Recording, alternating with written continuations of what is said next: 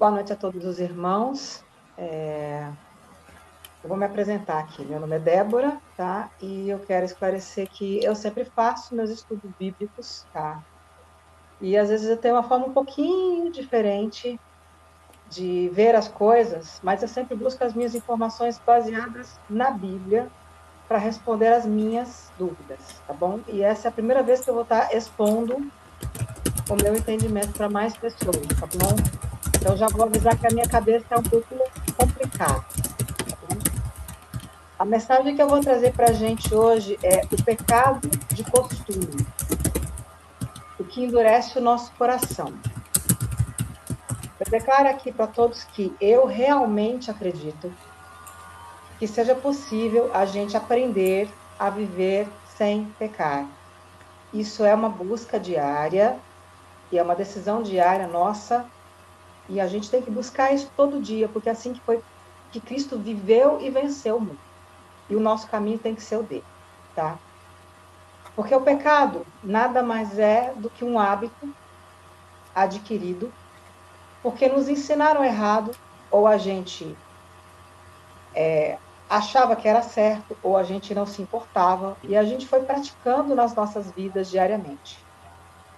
Ao aprendermos que aquilo era errado, a gente precisa tomar a decisão de abandonar o erro e passar a fazer o que é certo propositadamente, até que este novo hábito se torne um novo costume, mas um bom costume diante da santidade de Deus e do nosso Senhor Jesus Cristo. Em João, capítulo 5, verso 14, sobre o homem do tanque de Betesda, nós lemos Jesus dizer para ele o seguinte, verso 14. Depois Jesus encontrou-o no templo e disse-lhe, eis que já estás são ou curado, não peques mais, para que não te suceda alguma coisa pior. E ainda no livro de João, capítulo 8, verso 11, para a mulher que havia sido pega em adultério, nós temos Cristo perguntando se ninguém a havia condenado, e no verso 11 diz, e ela disse, ninguém, Senhor. E disse-lhe Jesus, nem eu também te condeno. Vai-te e não peques mais. Jesus diria para não pecar mais se fosse impossível parar de pecar?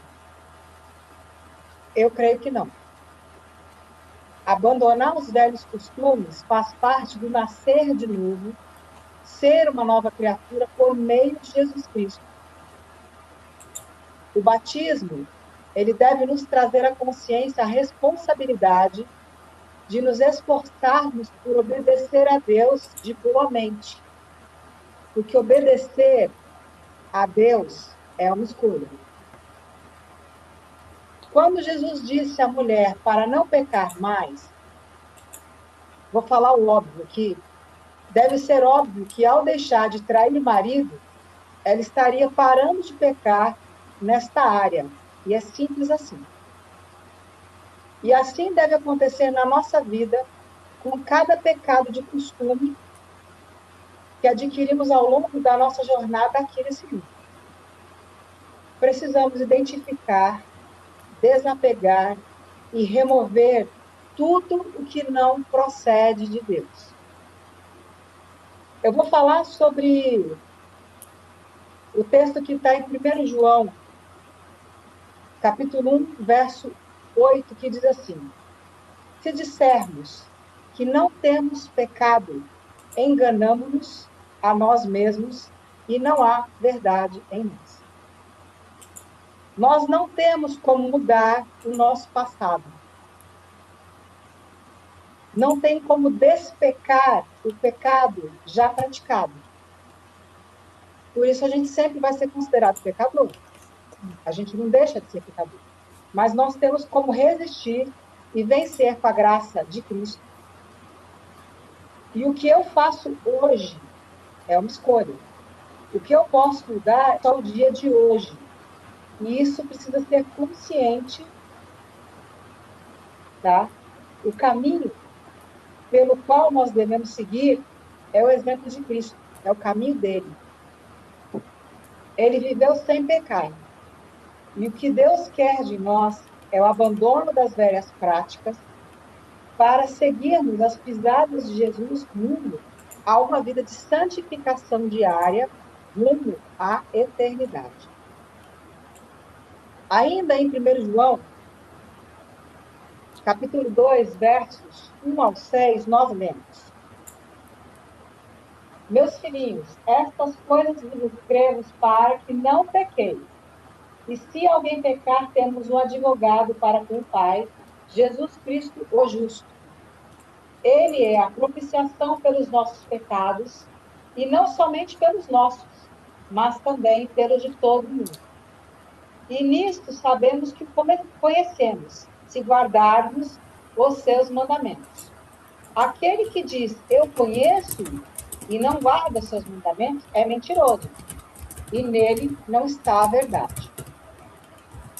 Mas qualquer que guarda a sua palavra, o amor de Deus está nele, verdadeiramente aperfeiçoado. Nisto conhecemos que estamos nele. Aquele que diz que está nele, também deve andar como ele andou. Então, sobre o verso 1, o texto diz, se alguém pecar, ou seja, se houver um descuido, um tropeço, um deslize, aí nós temos Jesus entrando como nosso advogado junto ao Pai.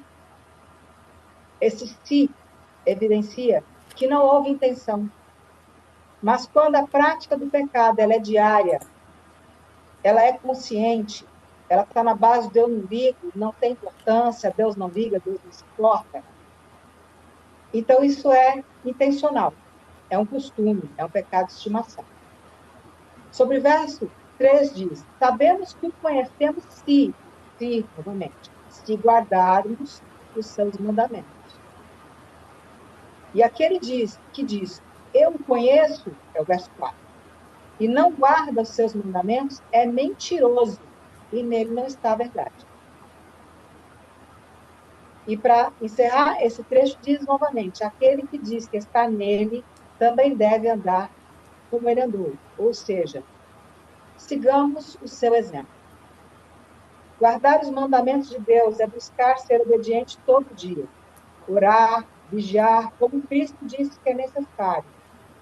E ele exemplificou isso na própria vida aqui neste mundo. Ele jejuava, orava e vigiava o tempo todo. O Novo Testamento mostra inúmeras passagens onde faziam armadilhas contra ele para terem de que o acusar para matá-lo, porque tinham inveja dele. Tá? O texto que fala sobre inveja contra Cristo, eu vou mencionar aqui, mas eu não vou ler, tá? Mateus, capítulo 27, versos 17 e 18, e Marcos 15, versos 9 e 10, fala que Pôncio Pilatos tinha percebido que os fariseus que haviam entregado ele, ou seja, os líderes religiosos, o haviam entregado porque tinham inveja dele. Quem quiser pode olhar essas passagens depois, tá bom? Fique à vontade. Então, eu vou para o texto de Gálatas, capítulo 5, versos 22 ao 24, que diz: Mas o fruto único do Espírito é amor, gozo, paz, longanimidade, benignidade, bondade, fé ou confiança, mansidão, temperança ou domínio próprio. Contra estas coisas não há lei. E os que são de Cristo crucificaram a carne com as suas paixões e concupiscências. Crucificar a carne cabe a nós fazer isso intencionalmente. No relacionamento com Deus, cada um tem suas obrigações. E não podemos ser negligentes com a nossa obrigação diante de Deus Pai. A caminhada com Cristo tem a parte que ele já fez e a parte que ele faz. E nós temos que fazer a nossa parte também. Temos que nos responsabilizar pela nossa parte. Pois isso fortalece a nossa aliança com Deus. Com cada cuidado de obedecer aos seus mandamentos, de forma consciente e intencional. Lembrando que hoje é Dia dos Pais, então vamos dizer, nós temos que ter um relacionamento com o nosso Pai Celestial, um relacionamento real com Ele. Existe um provérbio, tá, no livro de Provérbios, eu vou ler em duas versões. Nas versões NVI e na NVT, porque são linguagens bem simples. Tá? Provérbios, capítulo 25, verso 28. Na versão NVI, ele diz: como a cidade com os muros derrubados, assim é quem não sabe dominar-se. E na versão NVT diz: quem não tem domínio próprio é como uma cidade sem muros. Ou seja, se a gente não aprende a dominar as nossas paixões, as nossas concupiscências, a gente se torna um terreno baldio. Quando a gente diz que não consegue abrir mão de algo que Deus proibiu, nós estamos nos tornando esse terreno baldio, onde o inimigo das nossas almas pode colocar qualquer coisa. O terreno baldio recebe todo tipo de lixo, sem questionar, porque não tem ninguém que tenha cuidado dele. Eu me lembrei aqui, quando eu estava escrevendo isso, do irmão Leoni, que disse no domingo passado que o mandamento de Deus é muro de proteção. Vamos olhar Romanos, capítulo 6, versos 1 e 2, que diz: que diremos, pois? Permaneceremos no pecado para que a graça de Deus abunde? E a resposta dessa pergunta vem no verso 2, que diz: de modo nenhum, ou seja, não. Aí ele diz: nós que estamos mortos para o pecado, como viveremos ainda nele? E em Romanos 12, versos 1 e 2, nós temos o seguinte: rogo-vos, pois, irmãos, pela compaixão de Deus, que apresentei os vossos corpos em sacrifício vivo, santo e agradável a Deus, que é o vosso culto racional. E não sede conformados com este mundo, mas sede transformados pela renovação do vosso entendimento, para que experimenteis qual seja a boa, agradável e perfeita vontade de Deus. Em Efésios 2, verso 10, falando do amor e da compaixão do nosso Deus e Pai por nós, o texto diz: porque somos feitura sua, criados em Cristo Jesus para as boas obras, as quais Deus preparou para que andássemos nelas. Deus não criou o pecado. Deus não se agrada de vivermos em pecados de estimação, pecados de costume.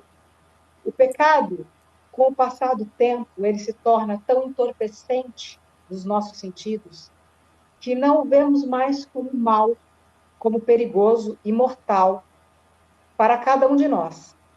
O pecado, ele nos cega, ele nos ensurdece, ele endurece o nosso coração, impedindo o agir do Espírito Santo de Deus sobre nós. Mateus 13, verso 15 diz: porque o coração deste povo está endurecido, e ouviram de mau grado com os seus ouvidos, e fecharam os seus olhos, para que não vejam com os olhos, e ouçam com os ouvidos, e compreendam com o coração, e se convertam, e eu os cure. Hebreus 3, verso 12 e 13 diz: vede, irmãos, que nunca haja em qualquer de vós um coração mau e infiel para se apartar do Deus vivo. Antes, exortai-vos uns aos outros todos os dias, durante o tempo que se chama hoje.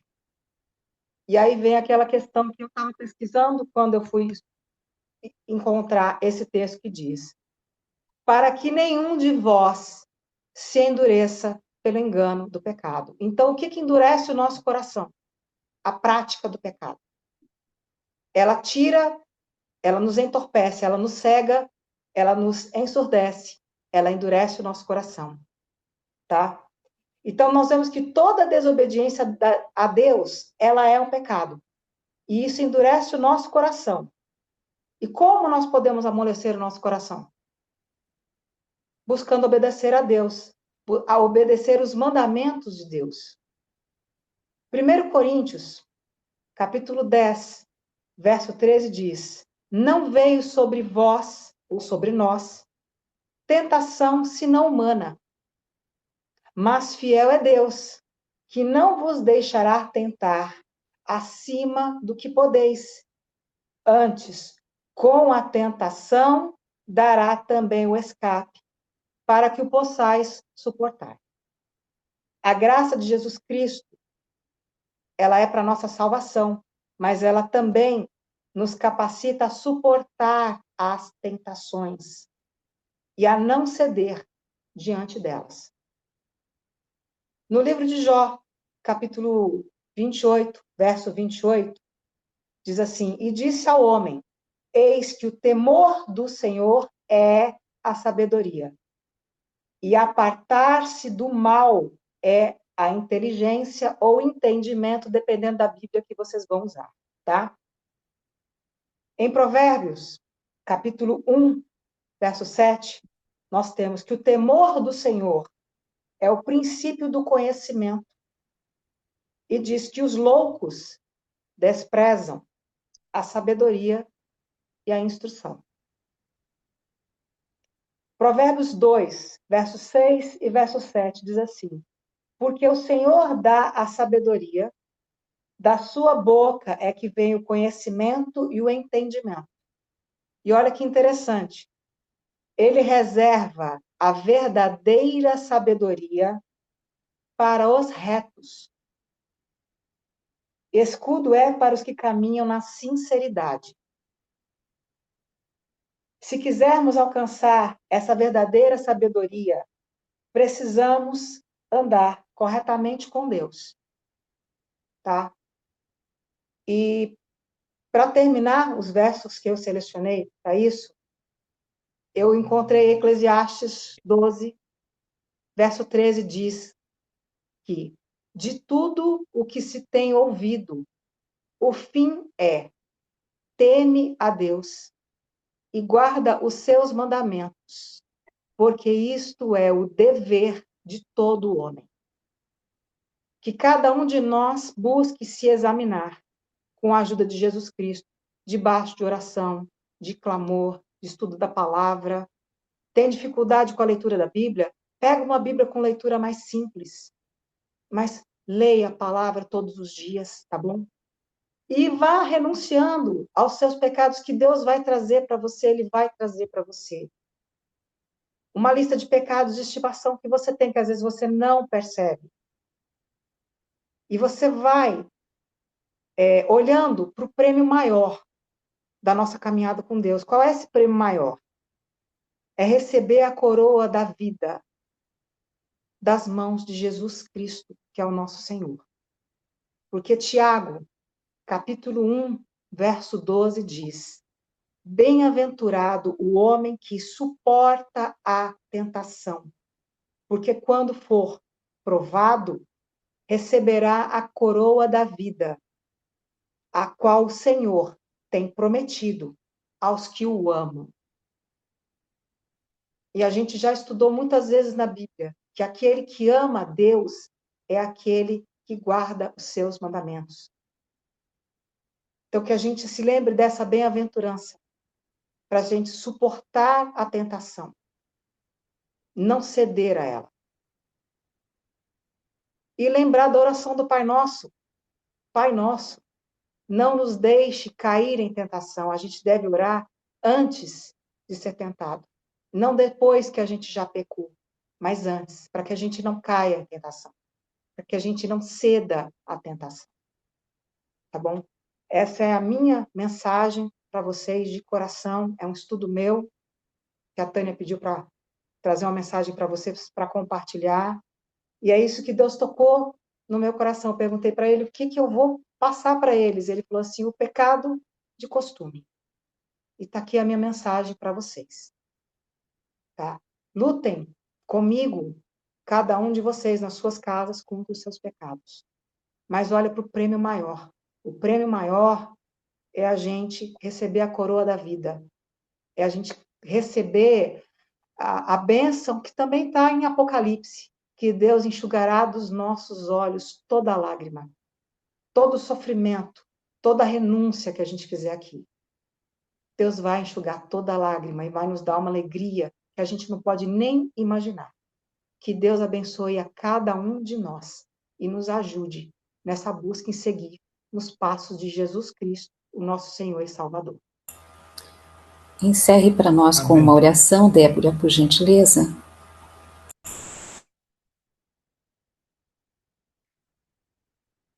Santo e soberano Deus, nosso Pai celestial, Pai, eu te agradeço por essa palavra, eu te agradeço por cada ouvido atento, por cada coração, por cada olho, Pai.